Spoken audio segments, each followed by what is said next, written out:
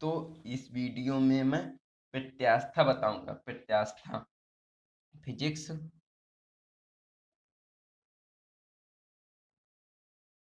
Physics के लिए प्रत्यास्था बताऊंगा। ये क्लास 11 के लिए है। तो शुरू करते हैं।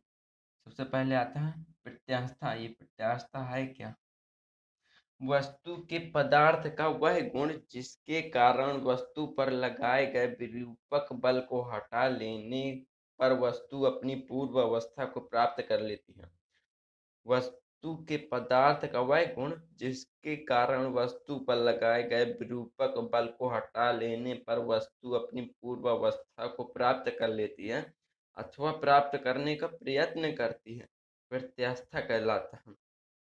जिन वस्तुओं में यह गुण पाया जाता है वे वस्तुएं प्रत्यास्थ वस्तुएं कहलाती हैं। अब विरूपक बल है, तो इसको विरूपक बल की परिभाषा देखिए। विरूपक बल क्या है जब आपको समझ में आएगा। विरूपक बल किसी वस्तु पर लगाया गया बाह्य बल जो वस्तु की भौतिक अवस्था, आकृति, आकार अथवा स्थिति में परिवर्तन कर देता है, विरूपक बल कहलाता है। किसी वस्तु पर लगाया गया बाह्य बल जो वस्तु की भौतिक अवस्था, आकृति अथवा आकार में स्थिति में परिवर्तन कर देता है, विरूपक बल कहलाता है। विरूपक बल हटा लेने पर वस्तु द्वारा अपनी पूर्व अवस्था को प्राप्त करने में लगे समय का प्रभाव प्रत्यास्थ उत्तर प्रभाव कहलाता है। तो प्रत्यास्थ की परिभाषा समझ सकते हैं कि वस्तु के पदार्थ का वह गुण जिसके कारण वस्तु पर लगाए गए विरूपक बल को, मतलब जिसमें स्थिति में परिवर्तन, आकार आकृति में परिवर्तन होता है, उस बल को हटा लेने पर वस्तु अपनी पूर्व अवस्था को प्राप्त कर लेती है तो प्राप्त करने का प्रयत्न करती है, प्रत्यास्था कहलाता है। जिन वस्तुओं में यह गुण पाया जाता है उन्हें प्रत्यास्थ वस्तुएं कहते हैं। फिर इसके बाद आता है प्रत्यास्था की सीमा। अब ये प्रत्यास्था की सीमा क्या है? विरूपक बल का वह अधिकतम मान जिसके लिए किसी वस्तु में प्रत्यास्था का गुण विद्यमान रहता है उस वस्तु के पदार्थ की प्रत्यास्था की सीमा कहलाता है। विरूपक बल का वह अधिकतम मान जिसके लिए किसी वस्तु में प्रत्यास्था का गुण विद्यमान रहता है उस वस्तु के पदार्थ की प्रत्यास्था की सीमा कहलाता है। फिर आता है इसमें प्रतिबल। प्रतिबल क्या है? साम्यावस्था में वस्तु की प्रति एकांक अनुप्रस्थ काट क्षेत्रफल कार्यरत आंतरिक प्रतिक्रिया बल को प्रतिबल कहते हैं। इसकी आसान सी परिभाषा है कि बल बटे क्षेत्रफल, बल और क्षेत्रफल के अनुपात को प्रतिबल कहते हैं। या आसान इसकी परिभाषा आप इस प्रकार से भी लिख सकते हैं। अब इसका मात्रक देखिए। प्रतिबल का मात्रक एसआई मात्रक न्यूटन प्रति मीटर स्क्वायर तथा बीमी सूत्र ml-1 t-2 होता है। क्योंकि जब बल और क्षेत्रफल का गुणा होता है तो अगर आपने मेरी पिछली वीडियो नहीं देखी तो चैनल पे जाके प्लेलिस्ट पे जाकर फिजिक्स की प्लेलिस्ट को सेव कर लीजिए और वहां से पहले पार्ट की कुछ वीडियो देख लीजिए जो मैंने बनाई है। फिर इसके बाद आता है विकृति। अब ये विकृति क्या है? वस्तु की भौतिक अवस्था, आकार व रूप में होने वाले भिन्नात्मक परिवर्तन को विकृति कहते हैं। विकृति का कोई मात्रक नहीं होता, ये बीमाहीन राशि है। इसका कोई मात्रक नहीं होता, ये बीमाहीन राशि है। इसके प्रकार और सूत्र देखिए।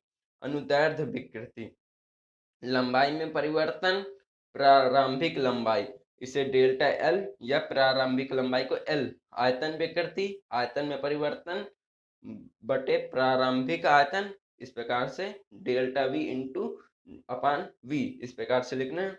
अब विकृति, विरूपक विकृति को जानेंगे। स्पर्श रेखीय बल की दिशा में एक परत के विस्थापन तथा उस परत की स्थिर पृष्ठ से दूरी के अनुपात को विरूपक विकृति कहते हैं।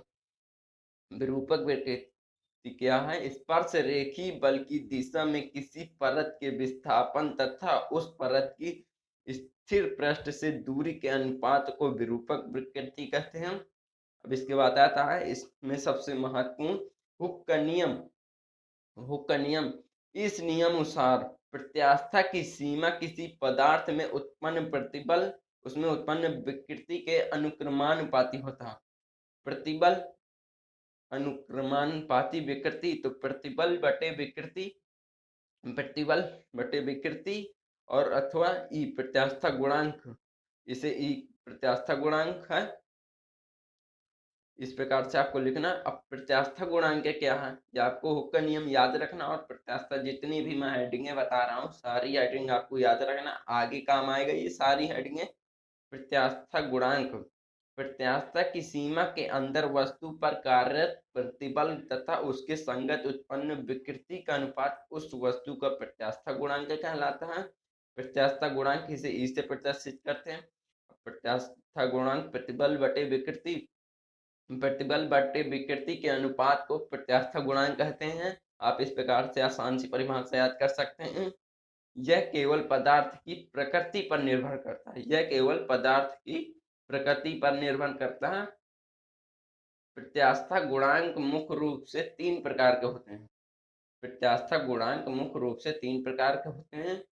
ये पहला यंग प्रत्यास्था गुणांक, प्रत्यास्था की सीमा में किसी वस्तु के अनुदैर्ध्य प्रतिबल तथा अनुदैर्ध्य विकृति के अनुपात को यंग प्रत्यास्था गुणांक कहते हैं। इसे y से प्रदर्शित करते हैं। यंग प्रत्यास्था गुणांक अनुदैर्ध्य प्रतिबल बटे अनुदैर्ध्य विकृति, अनुदैर्ध्य प्रतिबल जिसे एफ एल, अनुदैर्ध्य विकृति जिसे ए डेल्टा एल, जिसे एफ द्रव्यमान बल होता है इसे एम जी लगाकर एल लिखेंगे लंबाई, और A L pi R square ये क्षेत्रफल होता है ए, और डेल्टा एल, इस प्रकार से आपको ये सूत्र लिखना है। इसमें विवरण दिया होता है जहां एल तार की लंबाई, डेल्टा एल लंबाई में वृद्धि, आर तार की त्रिज्या, ए अनुप्रस्थ काट का क्षेत्रफल, और एफ बल बाह्य बल, एम लटकाया गया द्रव्यमान, और जी गुरुत्वीय त्वरण होता है। इसका मात्रक न्यूटन प्रति मीटर स्क्वायर है तथा बीमी सूत्र M L minus one T minus two होता है। इनके प्रत्यास्था गुणांक का नोट देखेंगे हम। इन दृढ़ पिंड के लिए यंग प्रत्यास्था गुणांक अनंत होता है जबकि द्रव के लिए शून्य होता है। दृढ़ पिंड यानी ठोस के लिए यंग प्रत्यास्था गुणांक अनंत होता है जबकि द्रव मतलब हल्के पदार्थों के लिए जिसमें गति होती है उनके लिए बिल्कुल शून्य होता है, जो आपको याद रखना है। फिर आता है दूसरा नंबर आयतन प्रत्यास्था गुणांक। अब ये क्या है, प्रत्यास्था की सीमा में किसी वस्तु के अभिलंब प्रतिबल तथा आयतन विकृति के अनुपात को आयतन प्रत्यास्था गुणांक कहते हैं। इसे बीटा या बी इसे प्रदर्शित करते हैं। तो बीटा बराबर इसका सूत्र होता है अभिलंब प्रतिबल बटे आयतन विकृति। तो अभिलंब प्रतिबल बटे आयतन विकृति को आप इस प्रकार से परिभाषा आसान से याद, आप सूत्र से परिभाषा याद कर सकते हैं कि अभिलंब प्रतिबल के अनुपात आयतन विकृति के, अभिलंब प्रतिबल और आयतन विकृति के अनुपात को हम आयतन प्रत्यास्था गुणांक कहते हैं। इस प्रकार से आसान सी परिभाषा याद कर सकते हैं। अभिलंब प्रतिबल को P से प्रदर्शित करते हैं, आयतन विकृति को डेल्टा V और अपान V, तो इधर हो जाएगा P इंटू V, ऊपर चला जाएगा तो V हो जाएगा और इधर डेल्टा V बचेगा। इस प्रकार से आपको सूत्र याद रखना है जो आगे आएगा। और यहाँ पे कुछ विवरण दिया हुआ है इसका। V वस्तु का आयतन है, डेल्टा V आयतन में वृद्धि, इसका मात्रक न्यूटन प्रति मीटर स्क्वायर तथा बीमी सूत्र ml minus one T minus two होता है।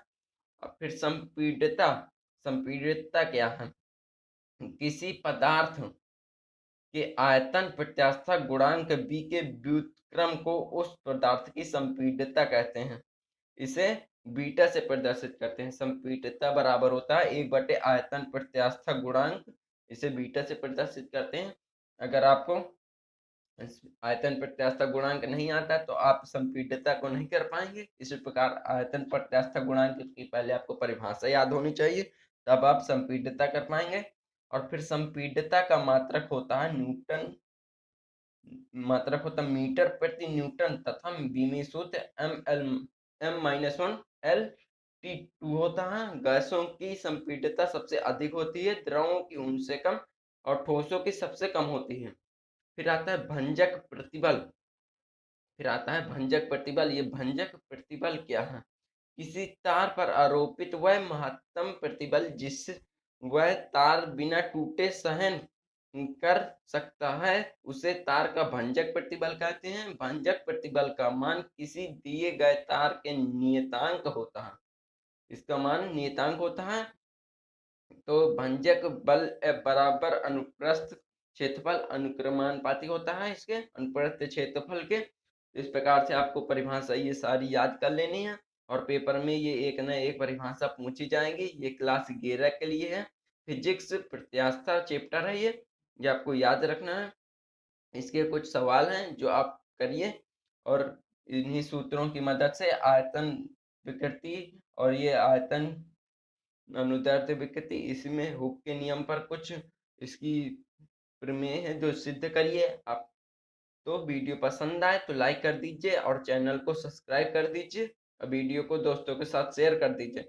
आपने अगर साइंस की और अन्य वीडियो नहीं देखी पहले की तो मेरे चैनल पर जाकर प्लेलिस्ट पर वहाँ पे साइंस की वीडियो फिजिक्स से है प्लेलिस्ट, तो वहाँ से आप देख लीजिएगा। वीडियो पसंद आए तो लाइक कर दीजिए, चैनल को सब्सक्राइब कर दीजिए। धन्यवाद।